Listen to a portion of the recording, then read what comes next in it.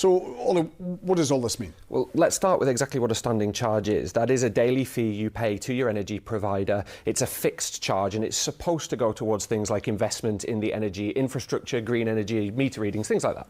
And does everyone pay these charges? Everyone pays these charges, and that is where some of the controversy lies. So we said it was a fixed fee. If you take a look at this bill here, you can see the average standing charge is just over 51p per day for electricity, £15.81 for the month, and 30p per day for gas, £9.30 per month. And as I say, everybody pays that. And because of these charges, many critics of those standing charges say that if you're from a lower income household and you maybe reach for a jumper instead of turn the heating on, you're being unfairly penalised because you're still paying that charge.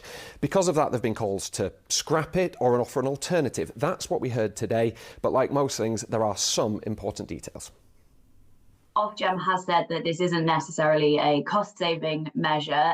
It's just a way for tariffs to offer slightly different choice.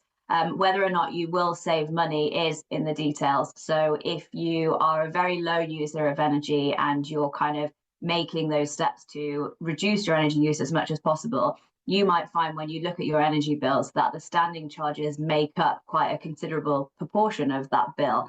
So you might be tempted to switch to one of these tariffs to reduce that amount that you pay.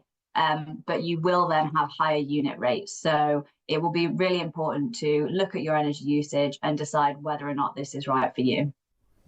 And Ollie, what's been the reaction to these charges? It's been mixed, to say the least. Martin Lewis, the money-saving expert, the campaigner, described these changes as disappointing. He raised two key issues. Firstly, if there is no energy cap on these new tariffs, you won't pay the standing charge, but you will pay more per unit. So is there actually any benefit there? You might not actually be any better off. Secondly, most people who are struggling or vulnerable, we know for a fact they do not regularly change tariff anyway. So if this isn't mandatory, will they benefit? Even Ofgem themselves, they have said, even though they're the regulator of the energy provider, that they can't remove charges, only move costs around. This is a controversial topic. It isn't going anywhere soon. We expect that final ruling and the detail, though, to come before the end of the year. Ollie, thank you.